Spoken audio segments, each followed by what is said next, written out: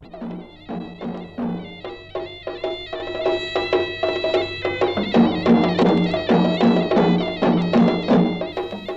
sermon is delivered by Venerable Maharagama Ananda Thera, Sandavimala Sanasuna, Valigampitiya, Pokunuvita.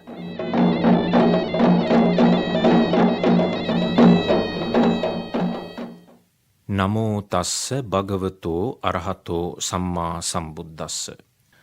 Dear faithful devotees, dear listeners, today we are going to preach a particular discourse from the Tripitaka Pali Canon. You all are going to listen to a discourse preached by the Buddha. For today's Dhamma sermon, I have chosen a discourse from Majjhima Nikaya, the middle length discourses of the Buddha. The title of this sutta is Ganaka Moggallana Sutta. Dear Dhamma friends, this very title of the sutta is self-explanatory. Ganaka Moggallana stands for the Moggallana, the accountant, because there was a person called Moggallana, and by profession he was an accountant in then current society. One day, when the Buddha was living at Savatthi, in the palace of Migara's mother, to which we call Migara Matu Prasada in Pali, a certain Brahmin called Ganaka Moggallana went to the Buddha and said to him, Master Gautama, in this palace of Migara's mother, there can be seen gradual training, gradual practice, and gradual progress, down to the last step of the staircase. What does this mean, Dhamma friends? This gives the meaning that it is not possible to construct a 7-storied mansion like this Migara Matu Prasada in a single day. Once the site is cleared, from the time the foundation is laid until the paint job is finished, we can see that there is a gradual progress. So this is the introduction this Brahmin gives to the Buddha. Then again he further reveals that similarly, among the Brahmins, especially in their study, there is this gradual progress. In Pali, we call them Anupubba Sikha, Anupubba Kiriya, and Anupubba Patipada. Stands for the gradual training, the gradual practice, and the gradual progress. And also, the Brahmin adds, among the archers, Master Gautama, especially in their training, we can see this gradual development.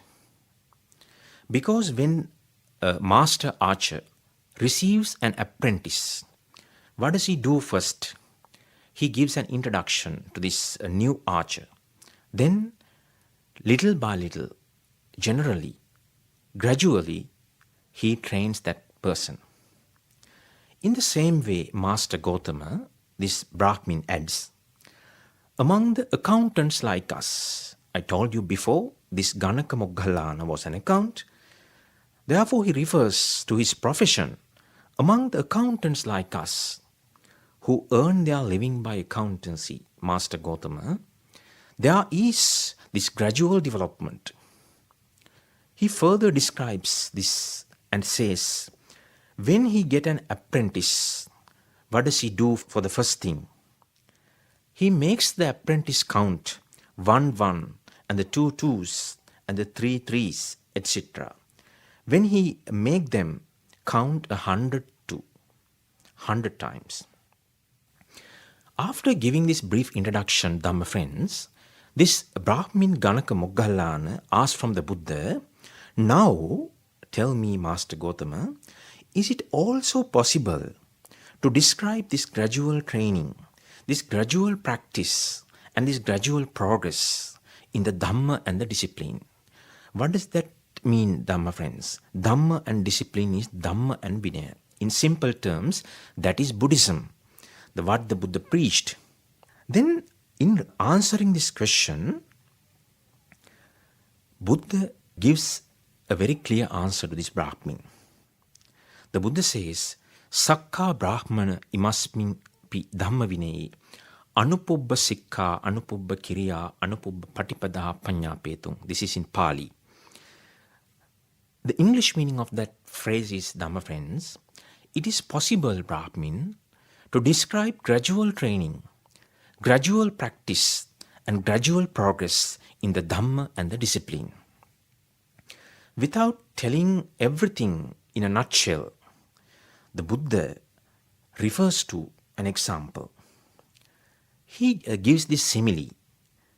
Just as when a clever horse trainer obtains a fine thoroughbred colt, what does he do first?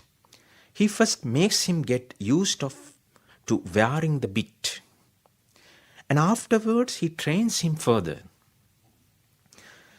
Similarly, in the same way, so when the Buddha obtains a person to be tamed, what does he do first? He first disciplines that particular person in a gradual sequence. This sequence is very important, Dhamma friends. Therefore, let us illustrate in our level best what does this sequence stands for. Then the Buddha would tell that new bhikkhu, newly ordained bhikkhu, come bhikkhu, first you be virtuous. What is the meaning of being virtuous, Dhamma friends? Virtue is sila. It is nothing but bodily and verbal restraint. After making him virtuous, then the Buddha would say, come bhikkhu, now you have to guard your doors of your sense faculties. We know that we have 6 sense faculties, eyes, ears, mouth, likewise. So you have to guard these sense doors, all these sense faculties. Then after that the Buddha would say, come bhikkhu, be moderate in eating. This is also very important, Dhamma friends. Being moderate in eating is very helpful for your progress in religious life. If you eat too much and if you eat too little, both are very harmful for your training. Then the Buddha would say, come bhikkhu, be devoted to wakefulness. What does this mean, Dhamma friends? Wakefulness is nothing but keep practicing whenever you are awake without wasting your valuable time. Whenever you are awake, you have to devote your time completely to learning the Dhamma, discussing the Dhamma, and meditating. This is the meaning of that. Then the Buddha would say, as the next step, come bhikkhu, be possessed of mindfulness and full awareness. Mindfulness is sati. Full awareness is understanding the Dhamma very clearly. As the next step, Dhamma friends, the Buddha would say, come bhikkhu, resort to a secluded resting place. What does that mean? So you have to you have to go to a place like a forest, a root of a tree, or a charnel ground, very serene and very calm and quiet place. After going there, the Buddha says, then you have to meditate to abandon the 5 hindrances, to which we call in Dhamma kama chanda, which is covetousness, vyapada, which is ill will, tinamidda, that is sloth and torpor, and the uddacha kukkucha is restlessness and remorse, and lastly, the vichikicha, the doubt. So you have to work hard to eradicate these 5 hindrances. Then after that only, Dhamma friends, the Buddha says, then you can enter upon the first jhana, the second jhana, the third jhana, and the fourth jhana gradually. These are the 4 trances, which is the culmination point of the mindfulness meditation. So after saying that, Buddha says, this is my instruction, Brahmin, to those monks who are in the higher training, whose minds have not yet attained the goal, to which we call Sekha, and who abide aspiring to the supreme security from bondage. So having preached this Now you can see, Dhamma friends, that there is a gradual training from the very beginning to the end. Not that Buddha wanted people to step altogether, step at once to the very deep Dhamma facts. This is not the way. Then in this society, Dhamma friends, we also see this tendency, because generally people like to, when they want to learn Dhamma, people like to touch the Dhamma from the very deep end. But this is not advisable. So first of all, you have to start with a very simple point. With a very simple point. Then only this gradual development take place. Anupubba Sikha, little by little, you have to cultivate this mind. So little by little, you have to go deeper. It's like when you are stepping to the sea. At the very step, you can't find the sea very deep. But when we go forward only, we find the deeper side of the sea. So having made this remark, this Brahmin, having heard to this Buddha's advice, this Ganaka Moggallana Brahmin said to the Buddha, when Master Gautama's disciples are thus advised and instructed by you, do they all attain Nibbana, the ultimate goal, the culmination of the practice? Or do some not attain it? So this is very crucial question asked by the Brahmin from the Buddha. Then the Buddha asks, in answering this, then Buddha says, when Brahmin, they are thus advised and instructed by me, some of my disciples attain Nibbana, the ultimate goal, and some do not attain it.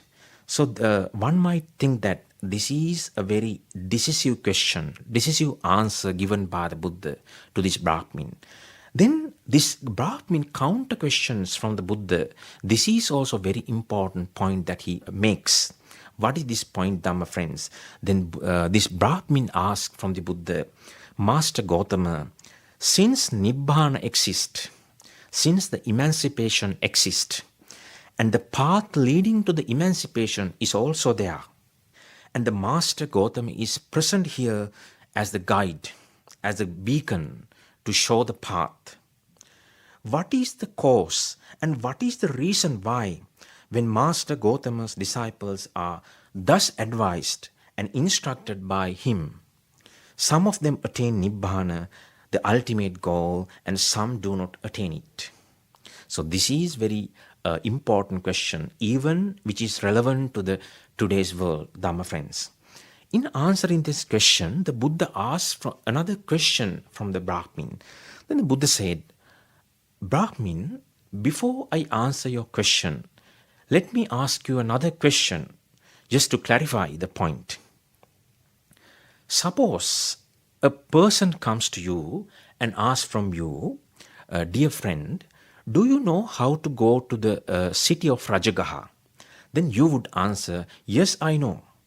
Then that person would tell you, okay, friend, then can you please tell me how to go to this city of Rajagaha?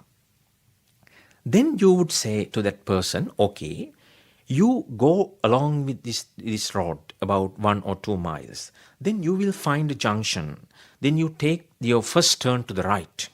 Then keep going another 2-3 miles. Then you will find a village and take the left side road.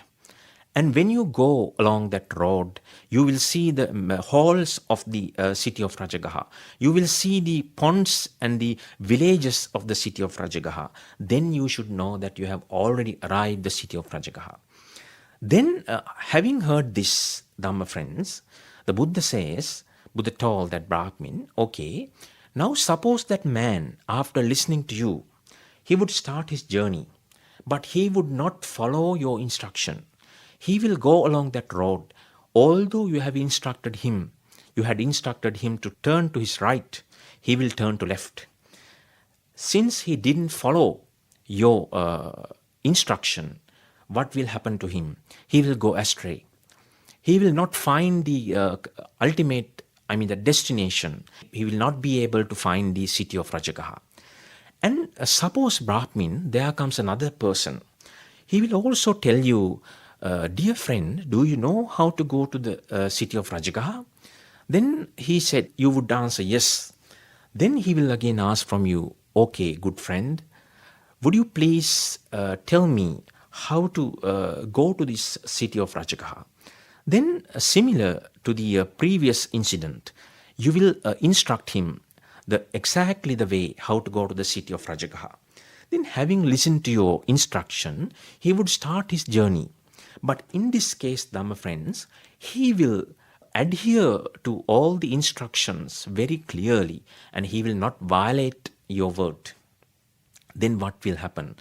Then ultimately he will reach the city of Rajagaha.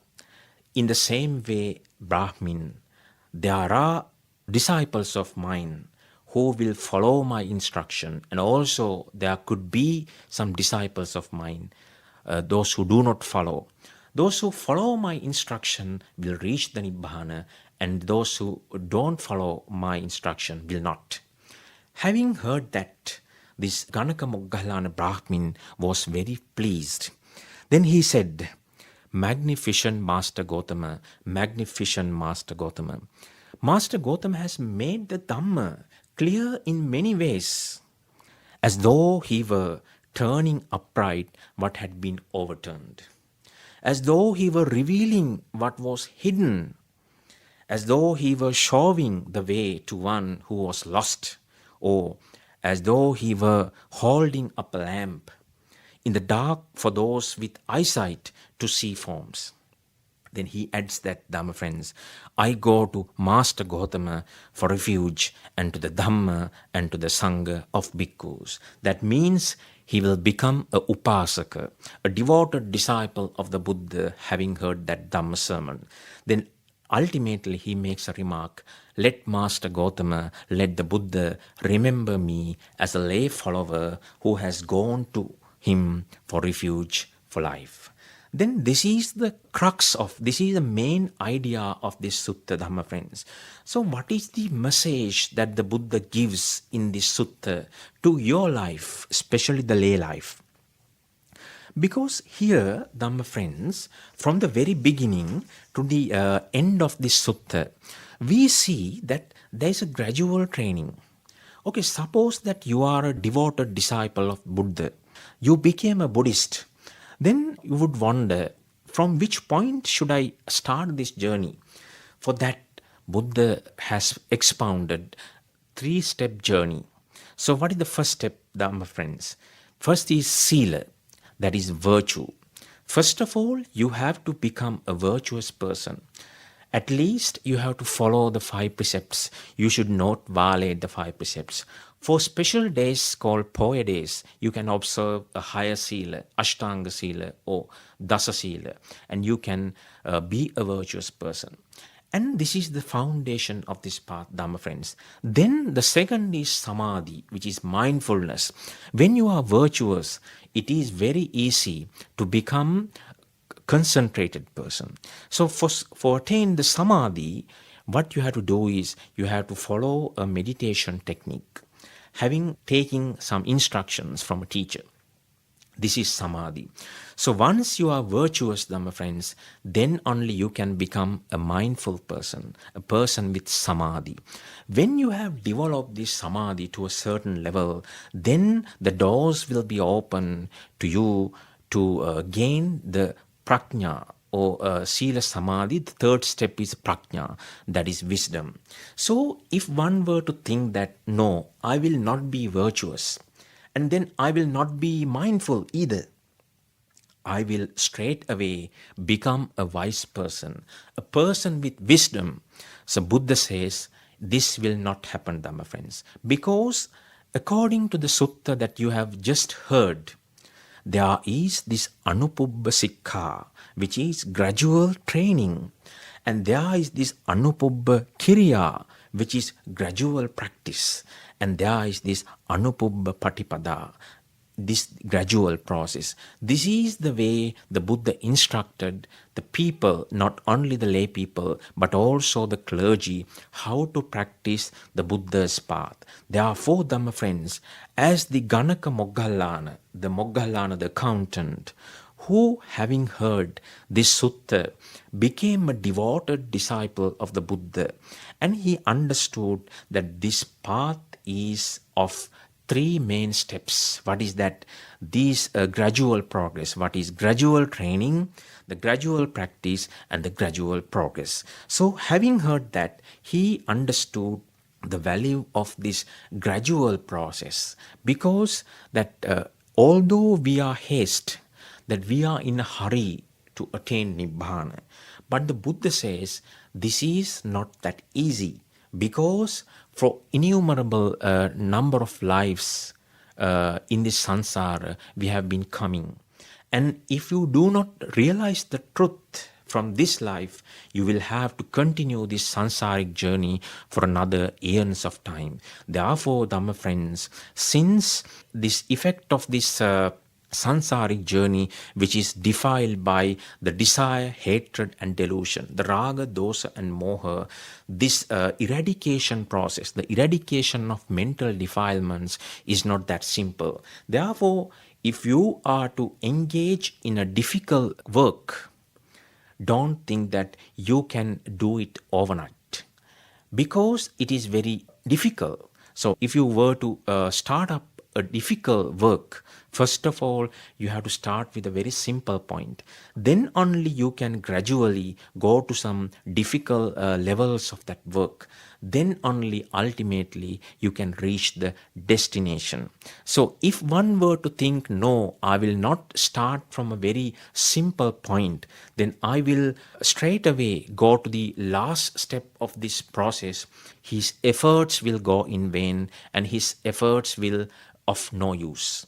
So therefore, Dhamma friends, the Buddha's advice to both the clergy and laity, engage in this process. This process is gradual.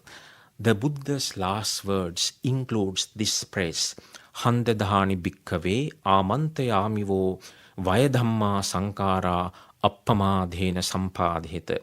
Handadhani bhikkhave amantayamivo. For the last time, monks, I address you.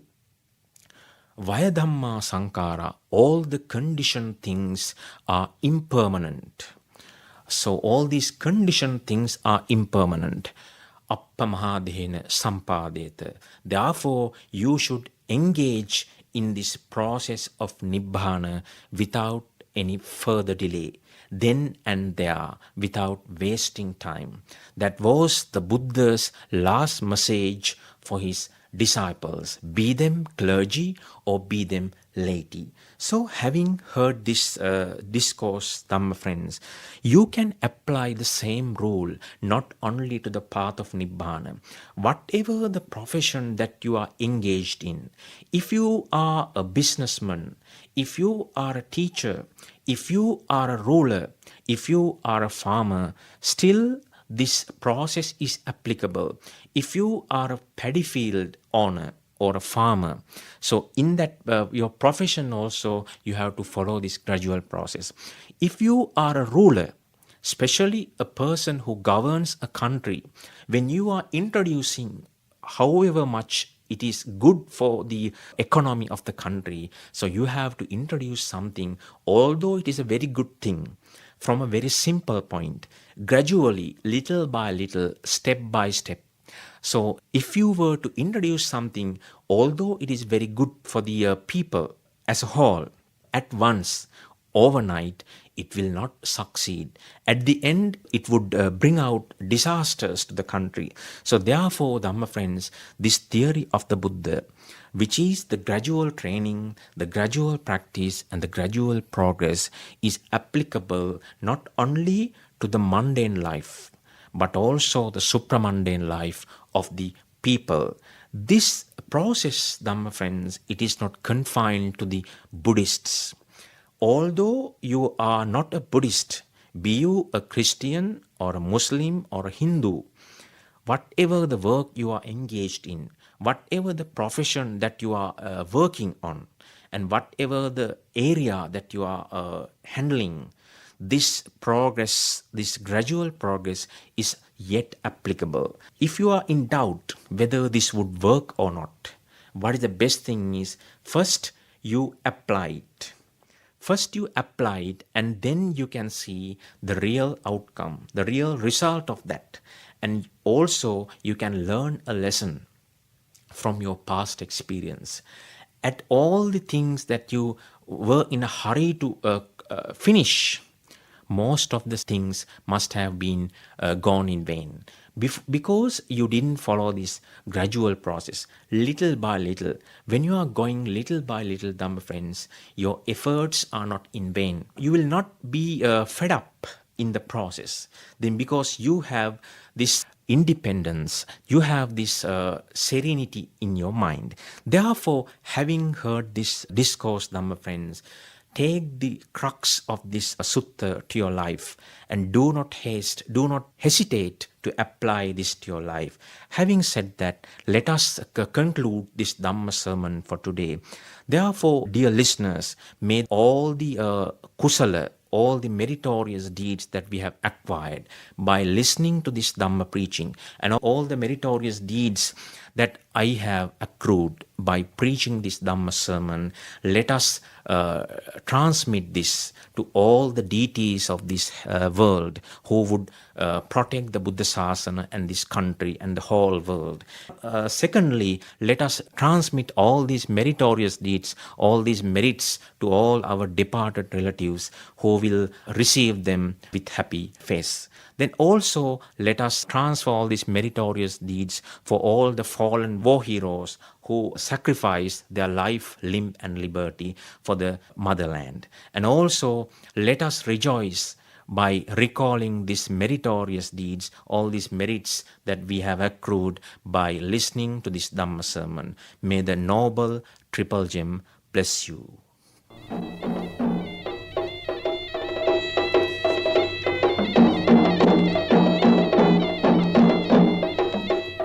The Buddhist sermon was delivered by Venerable Maharagama Ananda Thera, Sandavimala Sanasuna, Valigampitiya, Pokunu Vita.